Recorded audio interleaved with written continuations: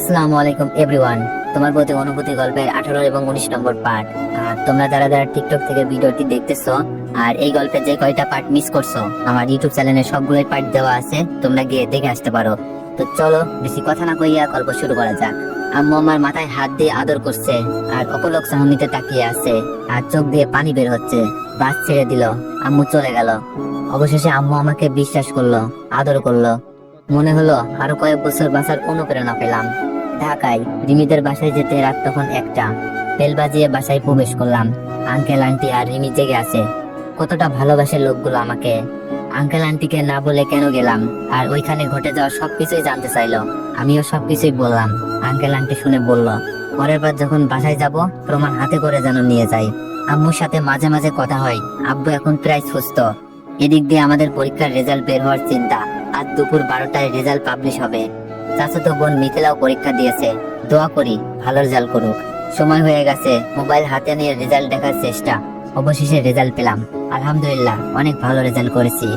রিমি আশাও ভালো রেজাল্ট করেছে। আম্মুকে সাথে সাথে ফোন দিলাম। হ্যালো আম্মু। আমি খুশি মনে বললাম, হ্যালো আম্মু, কেমন আছো? আম্মু বলল, ভালো, তুই কেমন আছিস? রেজাল্ট কেমন হলো তোর?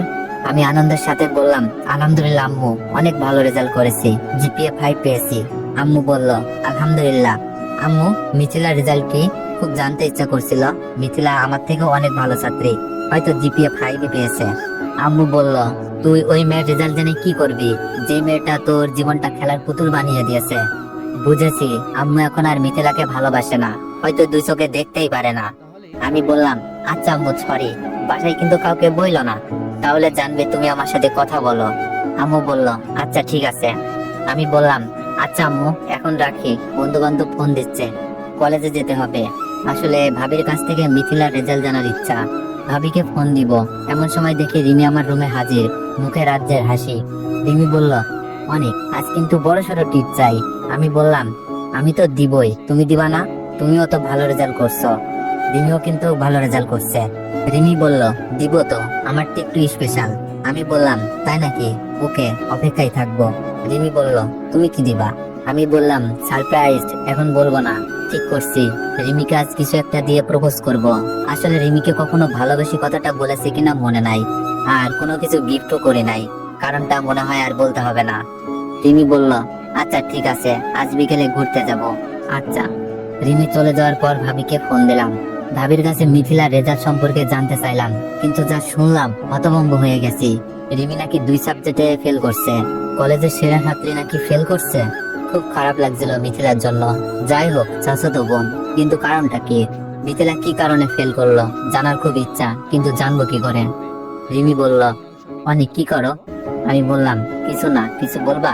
রিমি বলল, ব্যাপার কি, মন খারাপ কেন? এত ভালো রেজাল্ট করছো, কই আনন্দ করবা তা না মন খারাপ করে বসে আছো? আমি বললাম, মিথিলার জন্য খারাপ লাগছে। রিমি বলল, কি, মিথিলার জন্য খারাপ লাগবে কেন? আমি মন খারাপ করে বললাম, মিথিলা পরীক্ষায় ফেল করেছে। রিমি বলল, মিথিলা ফেল করেছে তো খুশির খবর, মন খারাপ করার কি আছে? এটা তার পাপের শাস্তি ধরে নিতে পারো। রিমি অনেক খুশি মিথিলার ফেলের কথা শুনে। আমি চিন্তার ভাব নিয়ে বললাম, মিথিলা আমাদের স্কুল কলেজের সবচেয়ে ভালো ছাত্রী ছিল, কি এমন হলো যে 2 বিষয়ে ফেল করলো? রিমি বলল, অভিশাপ, অভিশাপ লাগছে মিথিলার উপর, তাই ফেল করেছে। আমি বললাম, আমার মনে হয় অন্য কোনো কারণ আছে। রিমি বলল, আর কি কারণ থাকতে পারে? আর যে তোমার জীবন নষ্ট করতে চেয়েছে তাকে নিয়ে এত ভাবার কি আছে, বুঝছি না। আমি বললাম, চাচাতো বোন তো, মিথিলা ওই বিষয়টা ছাড়া আর কোনো বাজে কাজ দেখি নাই, তাই এখনো মিথিলার প্রতি মায়া থেকে গেছে। কারণ আমি তো মিথিলার ভালোর জন্যই কাউকে কিছু না বলে বাসা ছেড়ে চলে এসেছি, যাতে তার ভালো হয়। তাহলে এখন খারাপ কেন হবে? রিমি কিছুটা রাগ নিয়ে বলল, ও বুঝছি, বেশি ভালো সাজা হচ্ছে। শুনো, বেশি ভালো ভালো না। আমি বললাম, জানি না এটা ভালো সাজা কিনা, তবে আমি মনে করি প্রতিটি মানুষই ভুল থেকে শিক্ষা নেয়, আর মিথিলা হয়তো সেই শিক্ষা নিয়েছে, কিন্তু ভয়ে মুখ খুলে বলতে পারছে না অনেক এমন করে নাই, কারণটা ভিন্ন ছিল। রিমি বলল, তুমি তো বেশি বোঝো, কোনো কিছু হয়ে যাওয়ার আগেই বলে ফেলো। মিথিলা এমন কিছুই ভাবছে না। মিথিলার প্ল্যান ছিল তোমাকে বাসা থেকে বের করে দিবে আর দুলাভাইয়ের সাথে মজা করবে। আমি বললাম, এটাও হতে পারে, কিন্তু এখন আমি মিথিলার ভালো চাই। আমি তো ভালো আছি, শুধু পরিবার ছেড়ে আছি। মিথিলা না হয় পরিবার নিয়ে ভালো থাকুক। রিমি বলল, তোমার কথা আমি বুঝি না, এত ভালো মানুষ ভালো না, জীবন অনেক কঠিন। আমি বললাম, ভালো মানুষ আর কই হতে পারলাম। ভাবিকে জানিয়ে দিয়েছি, সুমি আপু জেনে গেছে, আম্মু এখন জানে, আর তোমাদেরও তো সবই বললাম। যদি আমি ভালো মানুষই হতাম তাহলে হয়তো কাউকেই বলতাম না। রিমি বলল, হয়েছে, আমার কাছে যদি তোমার নির্দোষ প্রমাণ করার কিছু একটা থাকতো আজই তোমার বাসায় গিয়ে সবকিছু ফাঁস করে দিতাম। রিমি দেখছে অনেক রেগে গেছে। আমি বললাম, আচ্ছা বাদ দাও, আজ কোথাও যেন যাবে বলছিলা? দুপুরে বলছিল কোথাও ঘুরতে যাবে আর স্পেশাল কিছু একটা গিফট করবে। রিমি বলল, আজ আর যাবো না, মুড অফ হয়ে গেছে, মিথিলার নাম শুনলেই গা জ্বলে। রিমি তো দেখছে অনেক রাগ করে আছে। আমি বললাম, আরে বাদ দাও, চলো, আসা যাবে না? রিমি বলল, আর কোনোদিন ওই মেয়েকে নিয়ে ভাববে না। আমি বললাম, আচ্ছা চলো। রিমির কথায় মাথা নাড়ালেও মন যে ভাবতে বাধ্য করে। রিমি বলল, মনে থাকে জানো, আমি রিমি রাস্তায় বেরিয়ে হাঁটছি, আশাকে তার বাসা থেকে নিয়ে নিব। আমরা আসলে একটা ছোটখাটো পার্টির আয়োজন করছি রেজাল্ট পাওয়ার খুশিতে। কলেজে আরো কয়েকজন বন্ধু মিলে এই আয়োজন করেছি। আশা আমি রিমি হেঁটে যাচ্ছি। আমি বললাম, রিমি একটু দাঁড়াও, আমি আসছি। রিমি বলল, কোথায় যাবা? আমি বললাম, 2 মিনিট লাগবে, যাবো আর আসবো। বলে চলে আসলাম ফুলের দোকানে। একগুচ্ছ ফুল আর 3টা ললিপপ নিয়ে রিমির সামনে। রিমি বলল, কই গেছিলা, হাত পিছো না কেন? আমি বললাম, আশা একটু ওই পাশে যাবে। রিমি বলল, আশা কেন যাবে, কি সমস্যা? আশাকে ইশারা করে বুঝালাম, আশা প্লিজ। আশা চলে গেল। রিমি বলল, মানে কি, কিছুই বুঝলাম না তো। ফিল্মি স্টাইলে বললাম, রিমি আই লাভ ইউ, তুমি কি আমাকে বিয়ে করবে? রিমি আনন্দে বলল, ওয়াও অনেক, তুমি আজ প্রথম বলছো তুমি আমাকে ভালোবাসো, বিয়ে করতে চাও। আমি অনেক খুশি, আমার মতো হয়তো আজ কেউ খুশি হতে পারে না। আমি বললাম, হয়েছে? রিমি অবাক হয়ে বলল, মানে কি হয়েছে? আমি বললাম, বলতেছি প্রপোজ করাটা কি ঠিকঠাক হয়েছে? রিমি বলল, আরে দুষ্টু, হয়েছে, আর আমি তোমাকে নিজের থেকেও ভালোবাসি, আর তুমি চাইলে আজই বিয়ে করে নিতে চাই। আমি বললাম, কিরে আশা, চলে এলি কেন? আশা বলল, তোরা এখানে প্রেম কর আর আমাকে কুত্তায় কামড়াক। আমি বললাম, কামড়াবে কেন, দেখছে তুই একা আছিস তাই হয়তো প্রেম করতে আইছে। আমার কথা শুনে রিমি হেসে দিছে আর আশা রেগে ফায়ার। আশা বলল, ভালো হবে না অনেক? আচ্ছা রিমিকে তো ফুল দিলা, আমার জন্য কি আনছো? ললিপপটা এগিয়ে দিয়ে বললাম, এটা তোর জন্য। আশা বলল, ওই আমি কি বাচ্চা নাকি? আমি বললাম, 3টা আনছি, চলো আজ সবাই বাচ্চা হয়ে যায়। রিমিকে দিয়ে আমি একটা নিয়ে খেতে শুরু করলাম। রিমি বলল, আচ্ছা অনেক, তুমি তো আমাকে সারপ্রাইজ দিলা, এখন তো আমার স্পেশাল কিছু একটা দেওয়ার কথা। রিমি রাস্তায় কি দিতে চাই স্পেশাল? আমি কাঁপা গলায় বললাম, কি দিবা? রিমি বলল, আশা যা তো, রিমির মতিগতি ভালো না। আশা বলল, না আমি যাব না, কুত্তায় কামড়াবে। রিমি বলল, আচ্ছা তাহলে ওইদিকে ফির। আমি বললাম, ও কেন ওইদিকে ফিরবে? রিমি বলল, তুমি চুপ করো, আশা ফির। আশা অন্যদিকে ফিরে আসে। রিমি আস্তে আস্তে আমার কাছে আসছে। রিমি আমার খুব কাছে, মানে রিমির মুখ প্রায় আমার মুখের কাছে নিয়ে আসছে। রিমি আমাকে কিস দিতে চাই। আমি সরে গেলাম। না রিমি, এইসব করা যাবে না, এইসবে গল্প নষ্ট হয়ে যাবে। রিমি রেগে মেগে বলল, কিসের গল্প? আমি বললাম, কিছু না, এইসব বিয়ের আগে ঠিক না, আর আমি লুতুপুতু প্রেম করতে চাই না। রিমি বলল, কি, আমি লুতুপুতু প্রেম করি? ওকে থাকো, আমি গেলাম। রিমি রাগ করে বাসার দিকে হাঁটা শুরু করে দিছে। কি বলতে কি বলে ফেললাম, রিমি তো দেখি রাগ করে বাসায় চলে যাচ্ছে।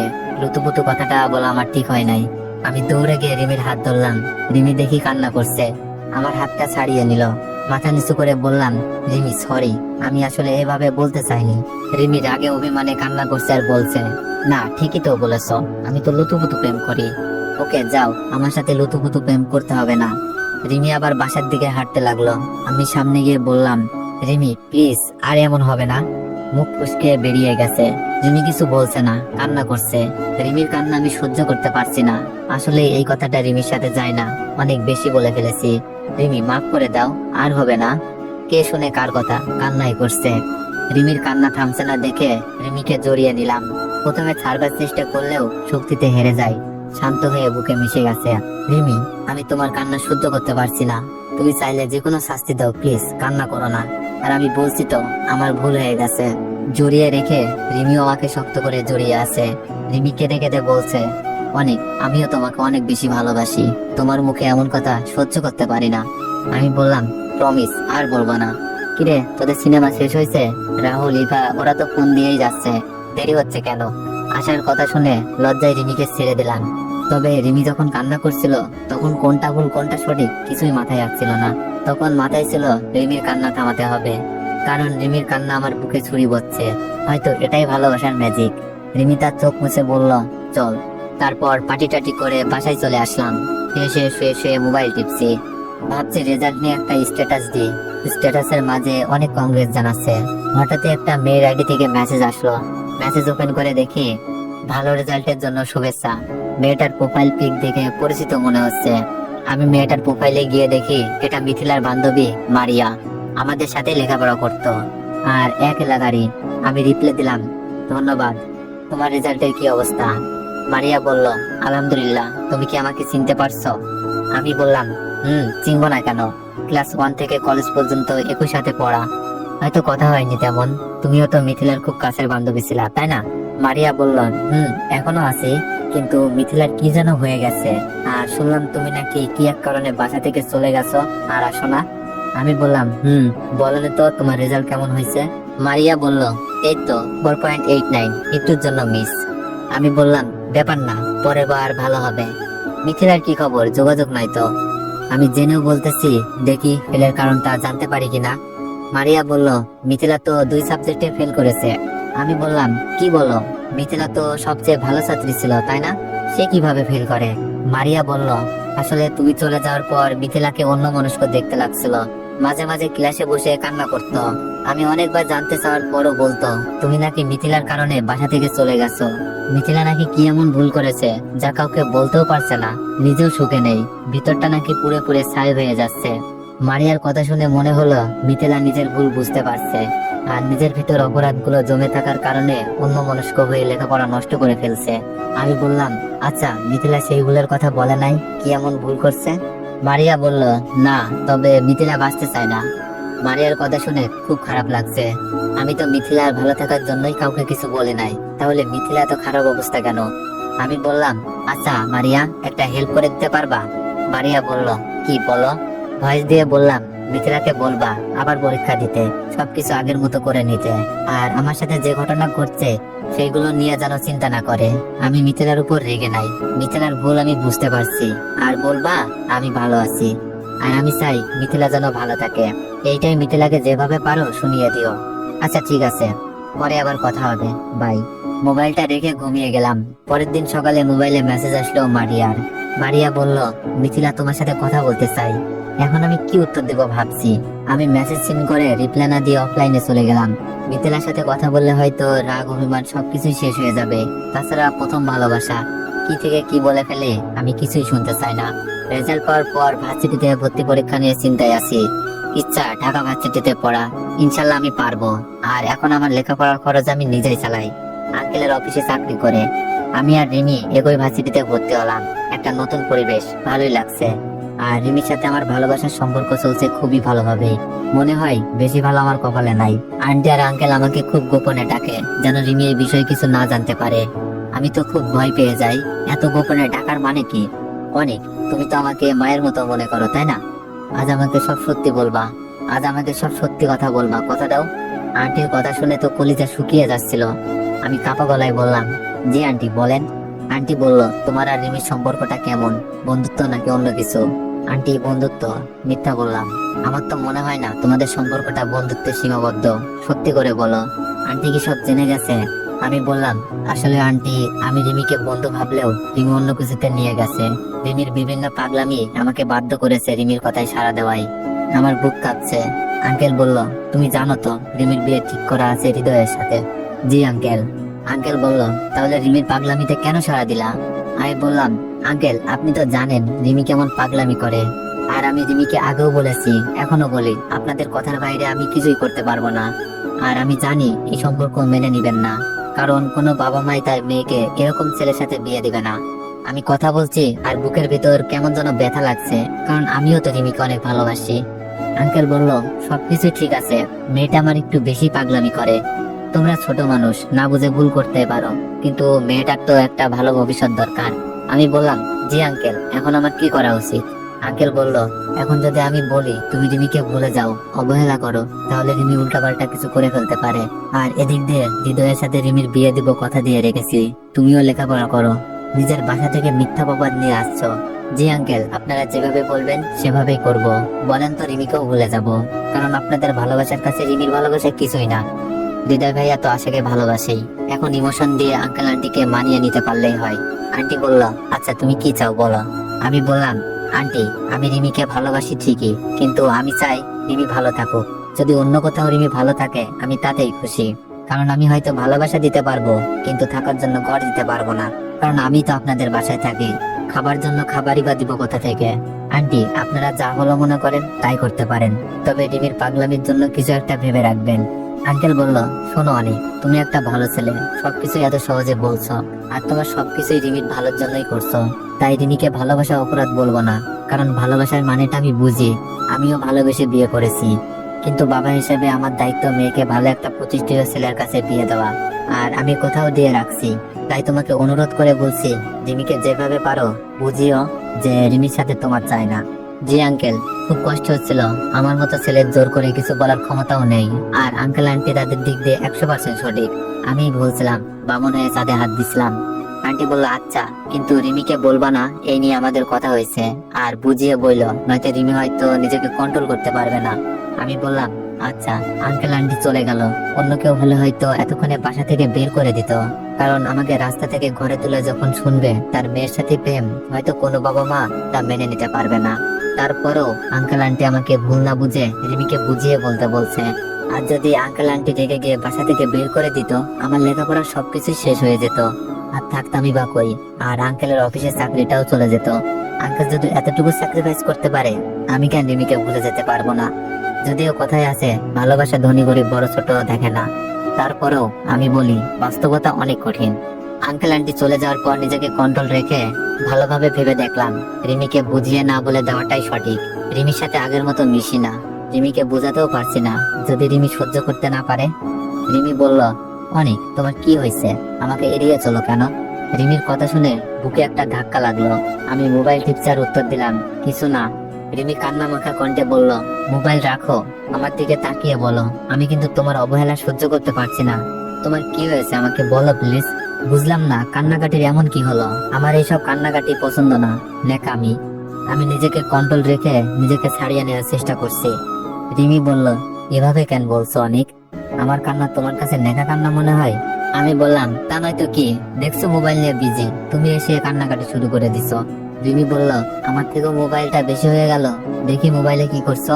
রিমি আমার মোবাইলটা হাতে নিতে চাইলো, আমি হাতে দেই নাই, তাই রিমি কান্না করছে। রিমির কান্না দেখে আমার ভিতরটা পুড়ে যাচ্ছে। রিমি, এগুলো কি? পার্সোনাল লাইফ বলে তো একটা কথা আছে। আমি মিথ্যা অভিনয় করছি।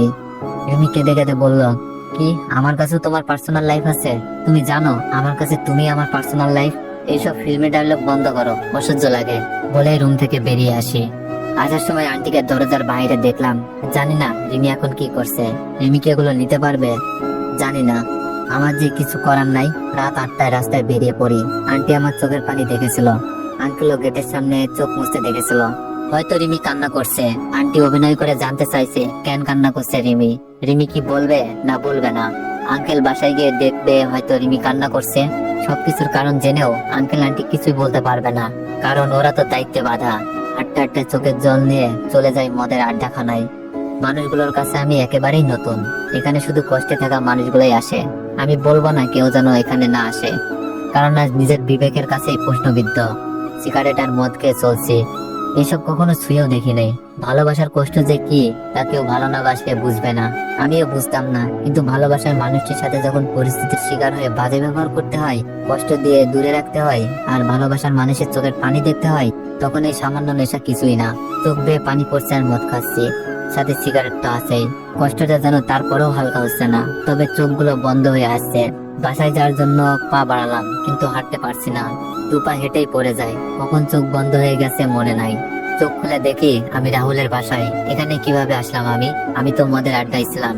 এর মধ্যেই দেখি রাহুল রুমে আসলো। রাহুল বলল, কিরে এখন কেমন লাগছে? ভালোই। আমি তোর বাসায় কিভাবে আসলাম?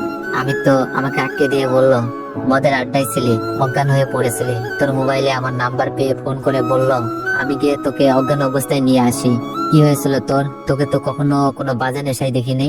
আমি বললাম, তাহলে শোন।